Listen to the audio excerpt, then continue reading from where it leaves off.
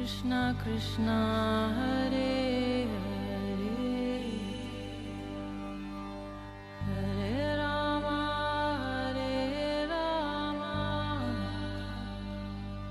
राम राम हरे हरे।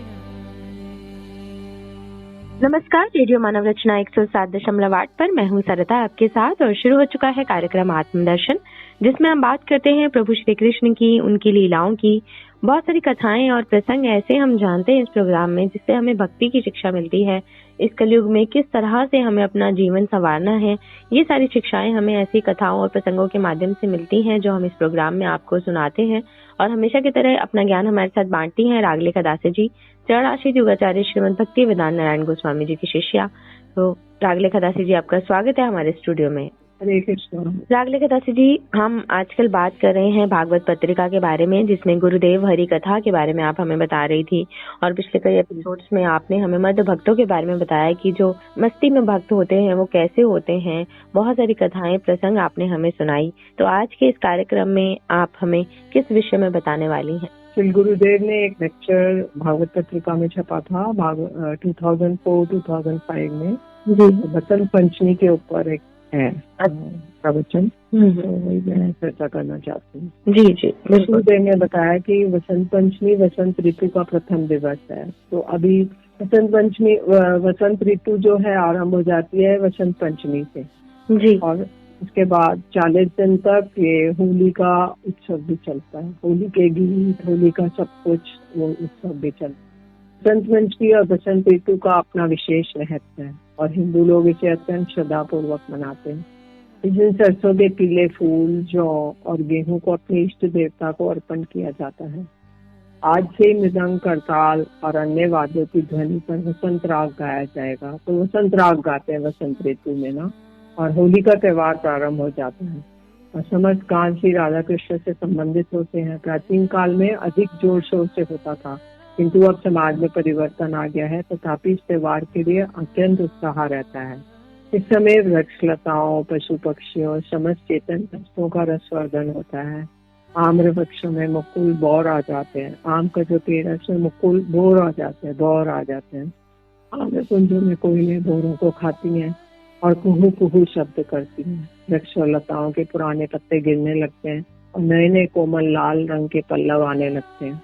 ऐसा प्रतीत होता है कि जैसे मानो वो कृष्ण के बसंती रास में सम्मिलित होने आए हैं।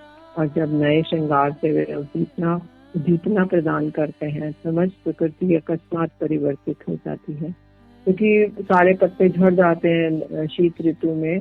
और फिर उसके बाद जब वसंत ऋतु आती है तो नए नए सब पुष्पादि सब सुशोभित हो जाता है। ब्रज में आज से ही कृष्ण और गोपियां बसंती रास का प्रारंभ करते हैं।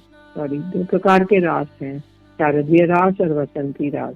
आज के दिन बंगाल में सरस्वती पूजा होती है। बंगाल प्रांत मुख्यतः शाक्तों का है, जो शक्ति की उपासना करते हैं, जैसे दुर्गा पूजा और ये सब। और वसंत पंचमी में सरस्वती जी की पूजा करते हैं। राधिका की शक्ति से ही दुर्गा और सरस्वती आती हैं। हमारे विचारधारा के अनुसार दुर्गा और सरस्वती में कोई विशेष अंतर नहीं है। बंगाल के लोग बड़ी सजावट के साथ विद्या की देवी सरस्वती की पूजा करते हैं।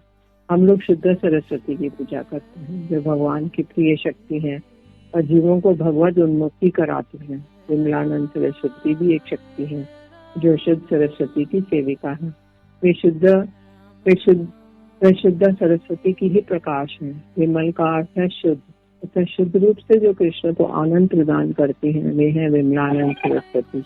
वे समस्त विश्व ब्रह्मांड को ज्ञान प्रदान करती हैं और जगत के लोग उनकी सेवा करते हैं। शुद्ध हरि कथा श्रवण के सौभाग्य के मूल कारण शुद्धा सरस्वती ही है, इसलिए हमें सर्वप्रथम उन्हें प्रणाम करना चाहिए। तो शुद्ध सरस्वती है राधा रानी की ही शक्ति, और जो विद्या सरस्वती है वो जो दुर्गा जी और सरस्वती जी हैं, जिनकी लोग पूजा करते हैं। इसके पश्चात हमें वसंती रास से संबंधित विषयों में प्रवेश करने का प्रयास कर सकते हैं। श्री कृष्ण विभिन्न समय में विभिन्न प्रकार के रास करते हैं। इनमें शरदीय रास और वसंतीय रास का अपना अपना वैशिष्ट्य है। समस्त नित्य सिद्धा और साधन सिद्धा गोपियों को आनंद देने के लिए श्री कृष्ण शरदीय रास प्रारंभ करते हैं। कृष्ण का कोई कार्य या लीला अपने सुख अथवा आनंद के लिए नहीं होता, जबकि हमारे प्रत्येक कार्य में स्वशुद्ध की भावनाएं होती हैं, चाहे वह ठाकुर जी की सेवा हो या गुरु जी की। गुरु सेवा हम क्यों करते हैं? भविष्य में कुछ सुख आदि की प्राप्ति। हम भजन करते हैं, परंतु हमारे भजन में श्री कृष्ण का प्रीति विधान गौण होता है। यद्यपि ये विचार प्रधान होना चाहिए, किंतु अपनी बद्धावस्था में हम केवल अपने मन की शांति के लिए सेवा करते हैं। हम जो कुछ भी अपने लिए करते हैं वह भक्ति नहीं है। क्रमशः जब हम कुछ भी करते हैं वह केवल कृष्ण और उनके परिकरों के प्रीति विधान के लिए होने लगता है, तब वह भक्ति है। ये शुद्ध रूप से श्री कृष्ण, राधा और उनके परिकरों के लिए होना चाहिए, तभी वह शुद्धा भक्ति कहलाती है। श्री कृष्ण स्वयं आत्मा राम और आप्त कामों के चूड़ामणि हैं। उनकी कोई भी इच्छा अपूर्ण नहीं है, सर्वदा ही तृप्त है। इसलिए उन्हें अपनी इच्छाओं को पूर्ण करने के लिए किसी से कुछ भी लेने की आवश्यकता नहीं है। जीवों में अपूर्णता का गुण देखा जाता है। हमारे सुख, ज्ञान, वैराग्य आदि सभी कुछ पूर्ण नहीं है। श्री कृष्ण से प्राप्त कर या अन्य किसी से प्राप्त कर हम पूर्ण होना चाहते हैं, किंतु श्री कृष्ण पूर्ण होने के लिए किसी से कुछ भी नहीं लेते। वे आत्मा राम और आप्त काम है। उपभोग करने के लिए उन्हें किसी वस्तु की आवश्यकता नहीं है, किंतु अपने भक्तों की इच्छा देखकर उनमें उपभोग करने की इच्छा जग जाती है। भगवान रपीता रात्रि शरद फल मल्लिका विक्षण गंतु मनश्चक्रे योग माया उपाश्रिता। श्रीमद् भागवतम दशम स्कंद का 29वां अध्याय का पहला श्लोक है। शरदकालीन प्रस्फुटित मल्लिका कुसुम राशि विभूषित उस रजनी की उपस्थिति देखकर स्वयं भगवान योग माया नामक अघटन घटन प्रत्यसी शक्ति को आश्रय करके विहार करने के लिए इच्छुक हुए। भगवान आप्त काम है, फिर भी उनके हृदय में कुछ इच्छाएं हैं, क्योंकि वे रसिक हैं और रस स्वरूप भी हैं। रसो वैसा है। यद्यपि भगवान आप्त काम और आत्मा राम है, किंतु आज वे रस में निमंजित हो जाएंगे, क्योंकि गोपियों के हृदय में कृष्ण को प्रसन्न करने की अभिलाषा है। इसी उद्देश्य से उन्होंने 1 वर्ष पहले कार्तिक में कात्यायनी देवी की पूजा की थी और देवी ने उन्हें वरदान दिया था। उसी वरदान की पूर्ति के लिए उनके हृदय में अभिलाषा है। तो 1 वर्ष पहले कात्यायनी का जब मार्गशीर्ष मास होता है, अगहन का महीना, तो उसमें गोपियों ने कात्यायनी देवी की पूजा की थी। तो अंत में श्री कृष्ण ने कहा था कि मैं तुम्हें आगामी शरद पूर्णिमा पे हमारी इच्छाओं को पूर्ण करूंगा। तो फिर शरद पूर्णिमा जब अगले साल की आई तो फिर कृष्ण ने उनकी इच्छा पूर्ण करने का सोचा। श्रीमद् भागवत में शरदीय रास का अत्यंत सुंदर और हृदय स्पर्शी वर्णन मिलता है। वसंतीय रास का वर्णन जयदेव गोस्वामी के गीत गोविंद में किया गया है। तो बोधानंद सरस्वती ने एक अन्य रास आश्चर्य रास का वर्णन एक संस्कृत कविता में किया है। रास का अर्थ क्या है? मंडलीबद्ध नृत्य। जब स्वतंत्र रूप में एक नायक और अनेक नायिका सम्मिलित होकर अनेक वाद्यों के साथ शास्त्रीय संगीत का नृत्य करते हैं, उसे रास कहते हैं।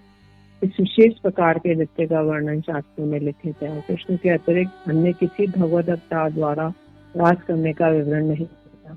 अन्य अवतार इसे करने में समर्थ हैं, किंतु नहीं करते। तो फिर मनुष्य की तो बात ही क्या, वो जो और भगवान के अवतार हैं, भगवान के जो और अवतार है, नरसिंह, वराह, कूर्मा, तो ये लोग रास नहीं कर सकते। तो फिर मनुष्य की तो बात ही क्या है। यदि कोई मनुष्य ऐसा करता है तो उसे काम की संज्ञा दी जाती है और वे घृणित आचरण माना जाता है।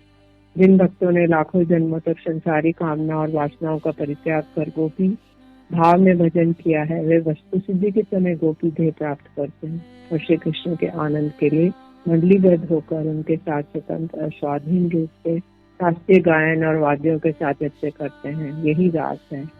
शास्त्रों ने केवल श्री कृष्ण द्वारा किए जाने वाले रास को ही स्वीकार किया है और अन्य किसी के द्वारा किए गए ऐसे आचरण को नहीं। कृष्ण और गोपियों के रास में एक दूसरे के आनंद विधान के लिए सम्मिलित होते हैं और इसी में प्रेम की ऐसी बाढ़ होती है कि किसी भी शास्त्र में इसका पूरा विवरण नहीं पाया जाता।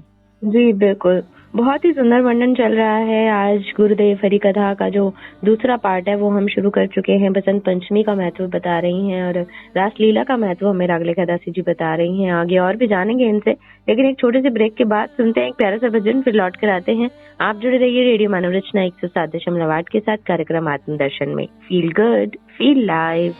कृष्ण गोविंद गोविंद गोपाला, कृष्ण गोविंद गोविंद गोपाला, कृष्ण गोविंद गोविंद गोपाला।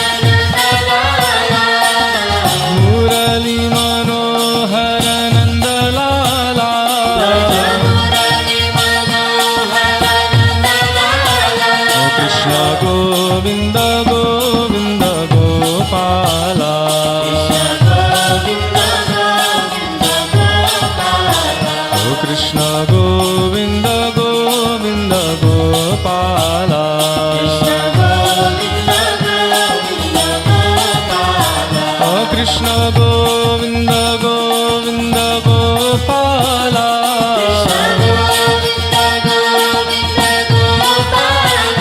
कृष्ण गोविन्द गोविन्द गोपाला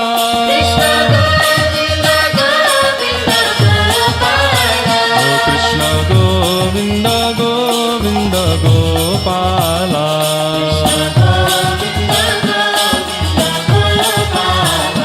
कृष्ण गोविन्द गोविन्द गोपाला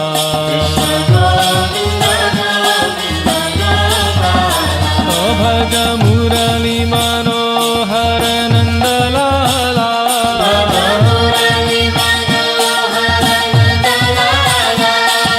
मुरली मनोहर नन्दलाला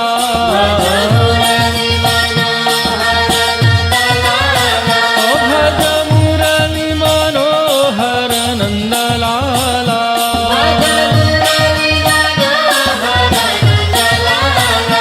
भज मुरली मनोहर नन्दलाला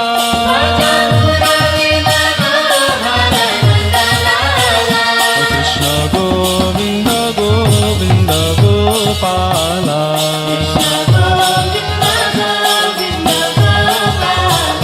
कृष्ण गोविन्द गोविन्द गोपाला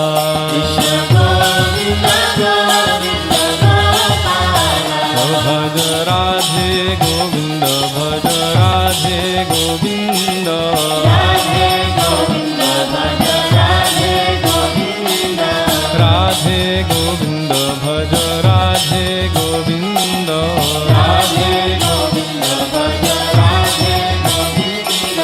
राधे राधे राधे राधे राधे गोविन्द राधे राधे राधे राधे राधे गोविन्द राधे राधे राधे राधे राधे गोविन्द राधे राधे राधे राधे राधे गोविन्द भज राधे गोविन्द भज राधे गोविन्द राधे गोविन्द भज राधे गोविन्द राधे गोविन्द भज राधे गोविन्द राधे गोविन्द भज राधे गोविन्द राधे राधे राधे राधे राधे गोविन्द राधे राधे राधे राधे राधे गोविन्द राधे राधे राधे राधे राधे गोविन्द राधे राधे राधे राधे राधे गोविन्द ओ राधे गोविन्द भज राधे गोविन्द राधे गोविन्द भज राधे गोविन्द राधे गोविन्द भज राधे गोविन्द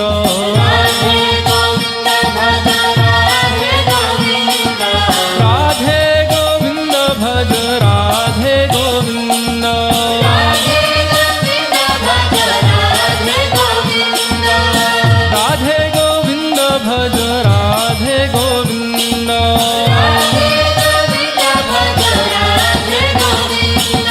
राधे राधे राधे राधे राधे गोविन्द राधे राधे राधे राधे राधे गोविन्द राधे राधे राधे राधे राधे गोविन्द राधे राधे राधे राधे राधे गोविन्द बोलो हरे कृष्ण कृष्ण कृष्ण हरे हरे हरे कृष्ण कृष्ण कृष्ण हरे हरे हरे राम राम राम हरे हरे हरे राम राम राम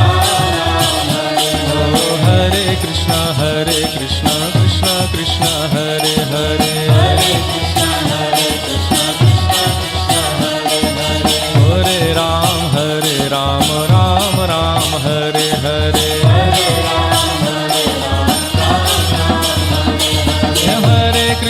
हरे कृष्ण कृष्ण कृष्ण हरे हरे हरे कृष्ण कृष्ण कृष्ण हरे हरे हरे राम राम राम हरे हरे हरे राम राम हरे हरे हरे कृष्ण कृष्ण कृष्ण हरे हरे हरे कृष्ण कृष्ण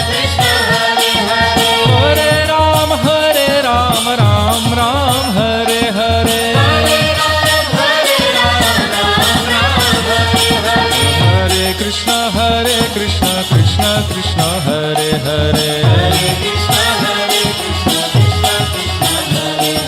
हरे राम राम राम हरे हरे हरे कृष्णा कृष्णा कृष्णा हरे हरे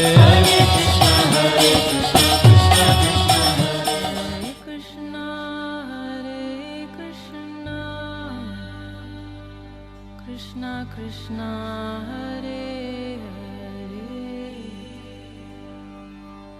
Hare Rama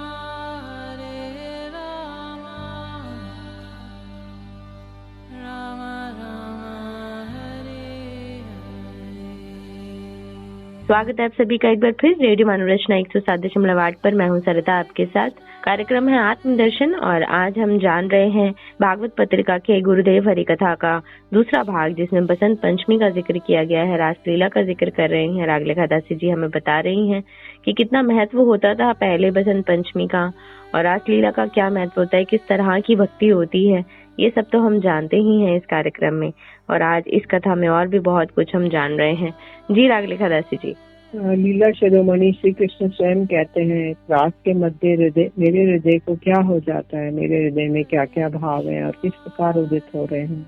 जिस प्रकार दूध को गर्म करने पर वह उबल कर उफनता है, वैसी ही तरंगे कृष्ण के हृदय में उठ रही हैं और वह स्वयं भी इसका वर्णन करने में असमर्थ है। यही अवस्था गोपिया की भी है। जब वो अपनी देह की भी स्मृति न रहे, कुछ वर्णन करने का सामर्थ्य क्या रहेगा। फिर व्यासदेव जैसे उन्नत कोटि के भक्त में भी समाधि दशा में तटस्थ भाव से इस लीला के दर्शन किए, नहीं तो वे भावुक होकर इसमें डूब जाते और मोहित होकर इसका वर्णन नहीं कर पाते। गोपियां मोहित हो गई हैं, कृष्ण भी स्वयं मोहित हो गए हैं। यदि कोई तटस्थ अवस्था में न रहेगा तो मोहित हो जाने के कारण इन सर्व आकर्षक लीलाओं का वर्णन करने में अक्षम होगा। इसलिए व्यासदेव जी तटस्थ रहने के कारण इन लीलाओं का कुछ अंश वर्णन कर सके। शरद पूर्णिमा के दिन श्री कृष्ण ने चंद्रमा को एक विशेष रूप में देखा। शरद ऋतु में आकाश में बादल धूल नहीं रहती, आकाश स्वच्छ हो जाता है। ये पूर्ण चंद्र उदित होकर अत्यंत सुंदर दिखते हैं। ये ऋतु अपने आप में ही सुंदर है। मौसम न अधिक ठंडा न अधिक गर्म। चंद्र किरणों के प्रभाव से अनेकों प्रकार के बेली चमेली सुगंधित पुष्प प्रस्फुटित होते हैं। संध्या के समय सूर्यास्त हो जाते हैं और चंद्रमा अपनी क्रिया पूर्व दिशा के ऊपर लाल किरणों का निक्षेप करते हैं। हमारे टीकाकारों ने कहा है कि जब कृष्ण ने चंद्र को देखा तो उन्होंने स्मरण किया कि अहो, मैं तो चंद्रवंश का हूँ और चंद्रवंश के मूल व्यक्ति हूँ। और ये चंद्रमा जिसे मैं अभी देख रहा हूँ, आज रात्रि ये बात मेरे हृदय में उदित हुई है कि पूर्व दिशा वास्तव में सूर्य की पत्नी है। जिस प्रकार चंद्र किरणों ने प्राची दिशा के मुख पर लालिमा मंडित की है, मैं भी उसी प्रकार गोपियों के मुखमंडल को लाल कर दूं। अर्थात मेरा उनके साथ रसमय रास विलास होता है। इसमें कोई दोष नहीं है, क्योंकि मैं ही समस्त संसार का पति हूँ। चंद्रमा को देखकर उनमें यह आकांक्षा उदित हुई श्री कृष्ण में। उसी समय उनको स्मरण हुआ कि गोपियों को एक वरदान दिया गया था। करोड़ों जन्मों से तपस्या वे कर रही थी। उन्होंने वंशी वादन किया। जब समस्त गोपियां वहां पहुंच गई तो उन्होंने कहा, मैं आप सभी का दर्शन कर चुका हूँ, अतः आप अपने अपने ग्रह को प्रत्यावर्तन कीजिए। अपने अपने पतियों की सेवा करना आप लोगों का कर्तव्य है। कृष्ण ने पहले वंशी बजाई। जब गोपियां आ गई, उनके नाम ले लेके बुलाया। जब वो आ गई तो बोला, मैंने आपको देख लिया, अब आप चले जाइए। अच्छा। गोपियां बोली, इस जगत में आप जैसा गुरु कौन हो सकता है? आप हमारे गुरुदेव हैं, क्योंकि आपने अभी जैसा सुंदर उपदेश किया, जैसा सुंदर उपदेश और उससे सुंदर उपदेश और क्या हो सकता है? हमारे पतियों की सेवा करने को जो कह रहे हो, उससे अधिक महत्वपूर्ण उपदेश कुछ नहीं है। इसलिए आप हमारे गुरु हैं। पहले हमने कात्यायनी की पूजा की, फलस्वरूप अभी हमें आपकी सेवा प्राप्त हुई। गुरुदेव होने के कारण आप हमारी पूजा को स्वीकार कीजिए, अन्यथा अपने दिए हुए वचन का उल्लंघन रूपी अपराध का फल आपको भोगना पड़ेगा। ये यथा माम प्रपदन्ते तान् सशेर भजाम्यहम्। हे पार्थ, गीता में कहा गया है, हे पार्थ, जो मनुष्य जिस प्रकार मुझे बचते हैं, मैं भी उनको उसी तरह से बचता हूँ, क्योंकि सभी मनुष्य सब प्रकार से मेरे ही पथ का अनुसरण करते हैं। तो ये गीता के वचन आपके ही शब्द हैं। जो हमारी भजन की अभिलाषा पूर्ण कीजिए। हम आपके पास स्वयं को ही अर्पण कर रही हैं, हमारे पास कुछ नहीं है, आप इसी से प्रसन्न हो जाइए। कृष्ण उन्हें वाक्यों को द्वारा पराजित ना कर सके। श्री प्रबोधानंद सरस्वती ने आश्चर्यग्रस्त रास में इसे कुछ भिन्न प्रकार से वर्णन किया है। वे कहते हैं कि उस दिन कृष्ण ने अपनी वंशी में राधे राधे पुकारा और प्रत्येक गोपी ने सोचा कि कृष्ण मेरे नाम से ही बुला रहे हैं। जगो कलम वाम दिशाम मनोहरम। इसका अर्थ अति सुंदर है। जगो अर्थात बजाना, मनोहरम का अर्थ है हृदय चुराने वाली। कृष्ण ने अपनी बंसी इस प्रकार बजाई कि इसे श्रवण कर गोपियों की विचित्र गति हो गई। कृष्ण अपने सौंदर्य, गुण, प्रेम राशि और अन्य विशेषताओं के कारण जीवों के हृदय हरण कर लिया। उन्होंने एक दूत को घर घर में भेजा। इस प्रकार भेजा, अपने अधरों के द्वारा उस संदेश को वंशी में उड़ेगा और हृदय के समस्त भावों द्वारा गोपियों को बुलाया। यद्यपि वंशी काष्ठ से निर्मित होने के कारण शुष्क होती है, किंतु कृष्ण ने इसमें अपना अधरा में डुडेल कर सरस बना दिया। वंशी को वितनिक सी फूंक मारी और वंशी का एक विलक्षण नाद उत्पन्न हुआ। ये नाद चारों ओर भ्रमण करने लगा, किंतु उसे ग्रहण करने का योग्य पात्र समस्त वैकुंठ द्वारका मथुरा को पार करते हुए ब्रज में प्रवेश किया। वंशी नाद ने समस्त ब्रज को स्तंभित कर निद्रा में निमग्न कर दिया। ब्रज की प्रौढ़ गोपियां बेसुध हो गई और वे यह न जान सके उनके चारों ओर क्या हो रहा है। समस्त सखावत भी सोते रहे। अतः वंशी निनाद ने देखा कि गोपियों के गृह कपाट खुले। उसने अंदर जाकर गोपियों के कर्ण कुहर में प्रवेश किया और उनके समस्त मूल्यवान वस्तुओं से बहुमूल्य हृदय की एक तस्कर की उसने गोपियों के मन की सारी वस्तुएं, भय, संकोच, धैर्य, गुरुजनों के प्रति लज्जा, मर्यादा को लूट लिया और चल कर दिया। जब वे जाने लगा तो गोपियां को अनुभव हुआ कि वे कहने लगी, हमारा हृदय कहाँ गया। उन्होंने देखा कि एक चोर उनके हृदय को लेके भागा जा रहा है। कहाँ भागा जा रहा है? उसी दिशा में जहाँ से वंशी नाद आ रही थी। तो भी वे उसी दिशा की ओर धावित होने लगी। तो गुरुदेव कह रहे हैं कि जब मैं मठ में रहना आरंभ किया था तो एक समय की घटना है कि एक प्रौढ़ ब्रह्मचारी था। एक कोने में मुख करके बैठता था और हरि नाम करता था। तो प्रतिदिन 1 लाख हरि नाम करता था। एक दिन वो ऐसे ही बैठे हुए थे तो उन्होंने कुछ आवाज सुनी। उसे उन्होंने मुड़कर देखा तो एक प्रणामी का संदूक को लेके भागा जा रहा था। उस चोर का पीछा करने के लिए जो ही उठे उनकी धोती खुलने लगी, किंतु एक हाथ से उन्होंने धोती को पकड़ा और उनके दूसरे हाथ में हरि नाम था। इस दशा में एक हाथ से धोती, दूसरे हाथ में हरि नाम माला पकड़े हुए चोर चोर चिल्लाते हुए दौड़े। उनका पैर धोती में फंस गया और वे गिरने वाले ही थे। उसी समय उन्हें बाह्य ज्ञान में भी नहीं था तो चोर को किस प्रकार पकड़ते। वे उसे पकड़ तो नहीं सके, किंतु उनकी आवाज सुन के अन्य लोग आ गए और चोर पकड़ा गया।